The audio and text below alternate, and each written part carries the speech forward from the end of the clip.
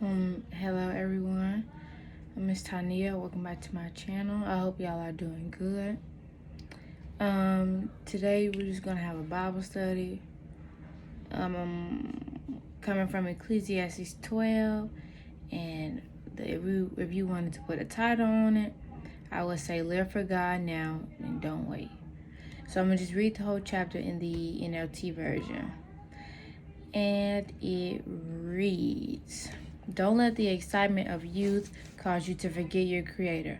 Honor Him in your youth before you grow old and say, life is not pleasant anymore.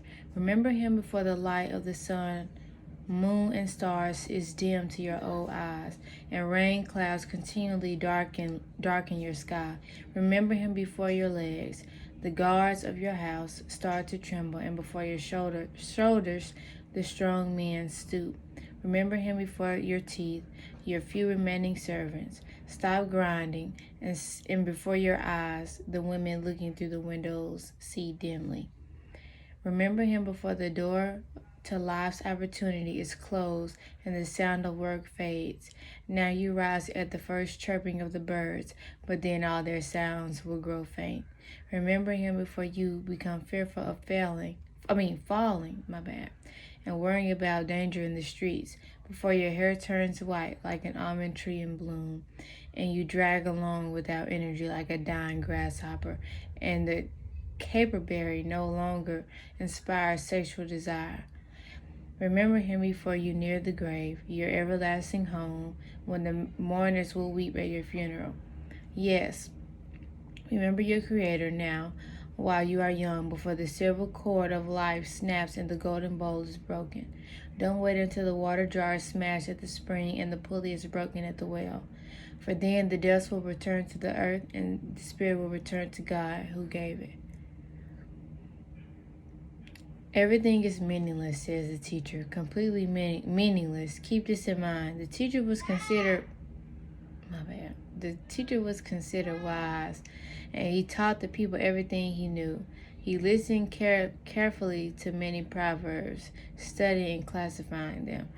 The teacher sought to find just the right words to express truths clearly. The words of the wise are like cattle prods, painful but helpful.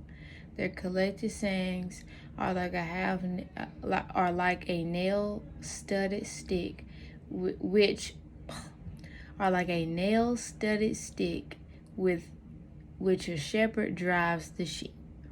But my child, let me give you some further advice. Be careful, for writing books is endless and much study wears you out. That's the whole story. Here now is my final conclusion.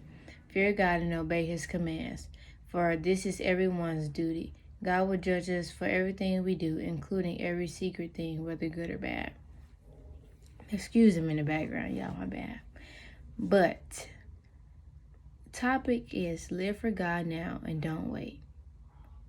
And remember your Creator while you're young. Now, young can be different for the definition. Young can differ for everyone.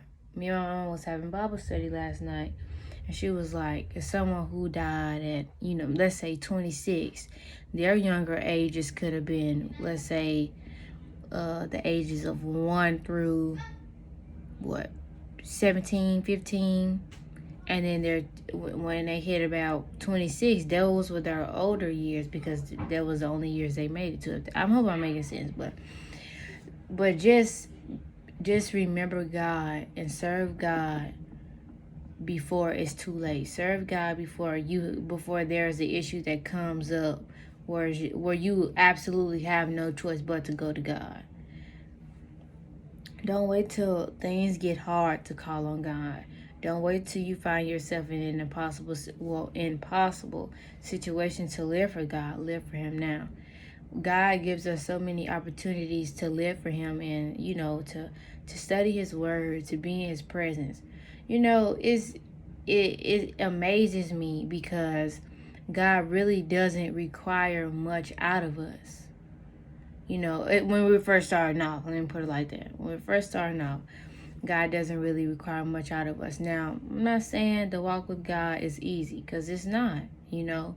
But as far as getting in his presence, as far as, just wanting to be with him, all you have to do is be humble. Come to him as humble as you know how. Pray, read the Bible. Living for God is underrated. You reading a few, I know this might contradict what I'm saying, but you reading a few scriptures does not mean you're living for God. Now that's a way you can get in his presence. That does not mean you're living for God. Living for God is truly walking the walk and talking the talk. Fulfilling his purpose for your life. Obeying his commandments, doing the things he's telling you to do, following the word, the things that you see in the Bible, those I wouldn't say rules, but I guess you could say commandments, the things that we should do, the things that we know that is right, the things that Jesus did. We should be doing those things to live for God, And when we live for God now, it helps ease our going through sometimes. Of course, when you go through, you have to go through. That's just like, we understand that. But when you are living for God, when you're truly giving God your time, when you're truly in his face, truly giving him what you have, he really don't have no choice but to intervene for whatever your situation might be. Follow God. Don't wait till things get hard, or don't be living it up when brand new car, brand new home, this and that, and then when that stuff run out, then it's, oh Lord Jesus, I need you. Like, no, you should have been saying that when you had that stuff. You know what I mean? When God blesses us, we still need to continue to live for him, because just like he gave it to us, he can take it away. And, we want to be able to maintain the things that he gives us. So we just have to, just continue to live for him. Continue to be in his word. Continue to, it all plays a part. You can't just do one thing. You know what I mean? It all plays a part. Continue to get in your word. Continue to live like Jesus. How Jesus did. How the religious leaders tried to find every reason to kill him and have him executed. He still killed them with kindness. Like, he is the prime example of killing somebody with kindness.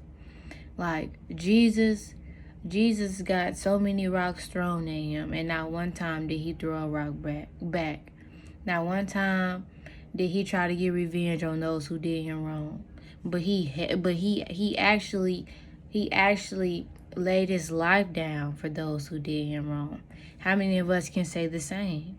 How many of us can say that we are willing to sacrifice for those who in our heads we may feel like they don't deserve sacrificing, especially not from us, especially when they've done us wrong, or we may not see eye to eye, or whatever the case.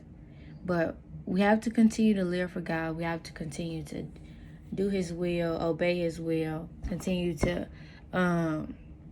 obey his commandments, live by his commandments. Just be pleasing unto God. Don't wait until things get rough.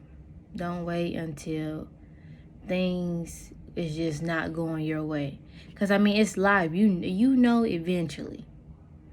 No matter how good things can be going, it's life. You know what I mean? Things can just change, and so it just so quickly. You know what I mean? And sometimes it doesn't even have to be something major. It could just be something minor. But just continue to live for God. Help yourself. You know what I mean? Like, help yourself.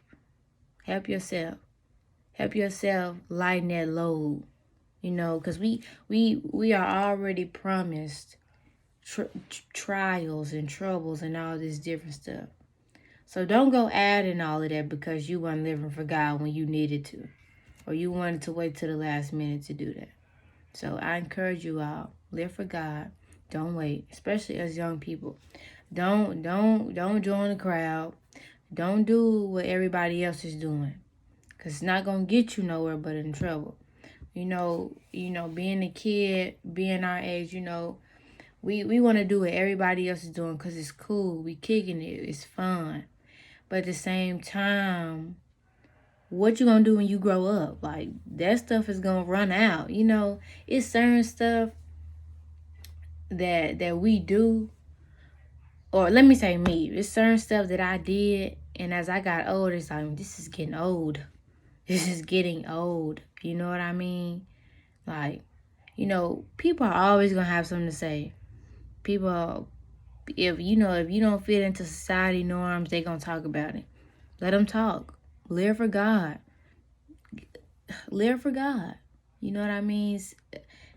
Make sure your spot is locked in. You know what I mean? Make sure your business is taken care of at the end of the day. So whatever might happen, you good with God. Hope you are blessed.